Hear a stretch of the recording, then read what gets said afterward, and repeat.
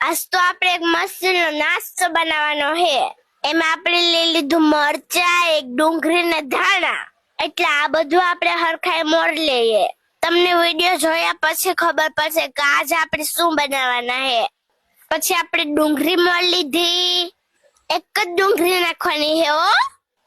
ડુંગળી મોરી ને મરચા પણ એક બે મોરલા. મરચાઈ આપણે 2 કે 3 જ નાખવાના છે.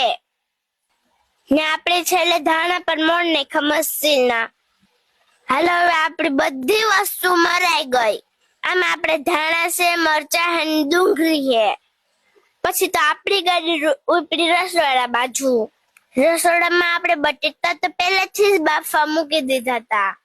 હાલો હવે આપણે આને ફોલી નાખીએ. પછી તો બટેટા ધકતા નતા અને આપણે એમાં ફોલતા હતા. થોડીક વારમાં આપણે બધાય બટેટા ફોલી નાખ્યા હતા. હાલો હવે આપણે ધંધે લાગી જઈએ. બધાની પહેલા આપણે શેરડાનો લોટ લઈ લીધો. પછી એમાં થોડુંક પાણી નાખ્યું ને પછી ચમચી હલાવ્યું. અને શેરડાનો લોટને હલાવીને શેરડાનો લોટનું ખીરું એક નંબર બનાવી લીધું હતું. સરખાએથી શેરડાનો લોટનું ખીરું બનાવી લીધું હતું.